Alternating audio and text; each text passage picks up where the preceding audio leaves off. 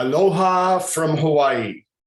I'm honored to have this chance to say a few words in honor of and recognition of my friend and colleague, Dr. Don Lightner. First, let me express my sincere condolences to Rita and her family for their loss.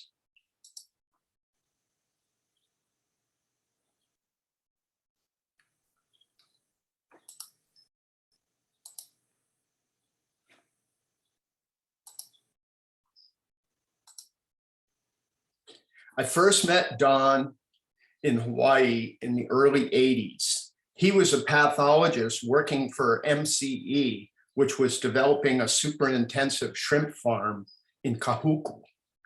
Don was based in Tucson already and was commuting to Hawaii to oversee health management at MCE. A few years later, I was recruited as the PI of the marine shrimp farming program at OI, and Don was the PI for the UAZ program. As PIs, we shared a lot of information and planning and got together at least once per year for program business.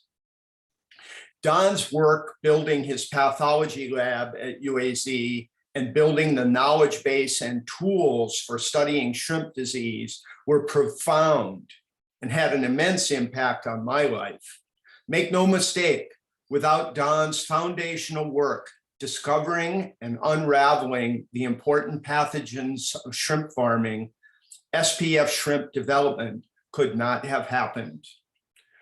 One of the things I loved about Don was his humility. I'm sure he would have been quite uncomfortable having people talking today about what a great scientist he was and so forth. So today, I'll take a slightly different tact and talk in an indirect approach about Don. I'll tell you about P. stylorostris, Dr. Lightner's favorite shrimp.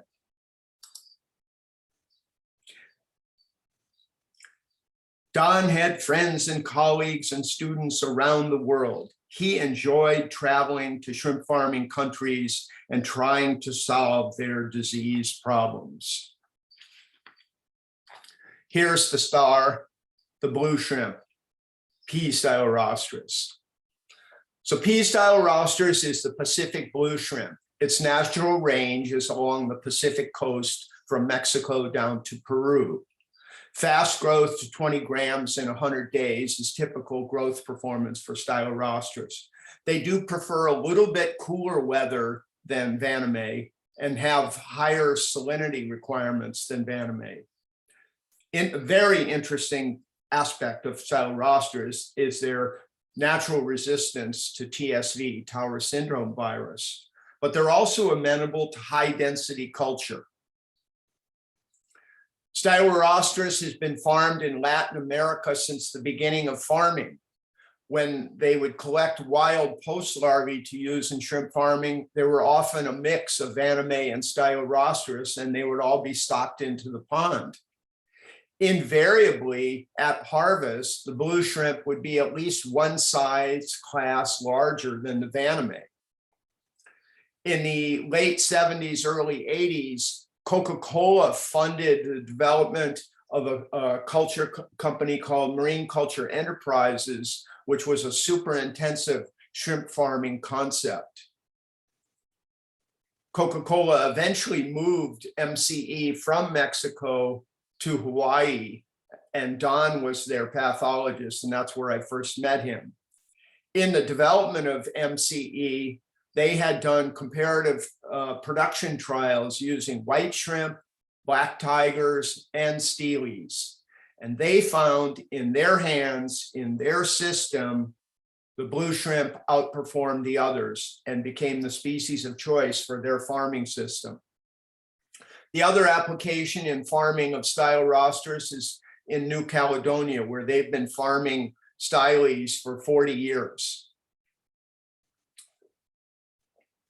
This table is a publication about the MCE farming trials with P. stylorostris and lists some of the documented production they achieved using stylorostris. And you can see that they're producing animals of around 20 grams in size at stocking densities of around 500 shrimp per meter squared and achieving biomasses from 6 to 8 kilos per meter squared. Really fantastic results. Remember, this is back in the early 80s. This graph shows the lists the pathogens that are considered listed pathogens in the certification of SPF shrimp. And virtually, I think there's 16 of them listed up here. Virtually every one of these pathogens had a lot of work done on it by Don and his group. And most of the diagnostic tools, primarily PCR, were developed out of the work done in Don's lab, where they had developed the primer that eventually became a PCR test. So SPF shrimp, Don's hands are all over it. Well, we were interested in Stylorostris because it had been suggested by Dr. Brock that maybe Stylorostris were resistant to TSV. And TSV had wreaked havoc in a production trial. My first commercial production trial after leaving OI was in Ecuador, and we had shipped SPF shrimp from Hawaii to Ecuador to do this trial. And lo and behold, we discovered a whole new virus, TSV, and it laid waste to our results in Ecuador. And so we had our commercial fantasies dashed by TSV. But there was a suggestion that maybe Steelies were resistant to TSV. So a lot of people in Latin America in particular, but the US too, were interested in developing Stylorostris because TSV was really wreaking havoc. So this was our first generation after we had established our SPF stock in Hawaii.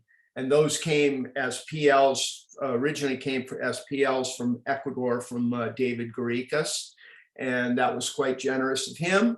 And anyways, in this graphic, this was one of the first viral challenges studies done for us at UAZ.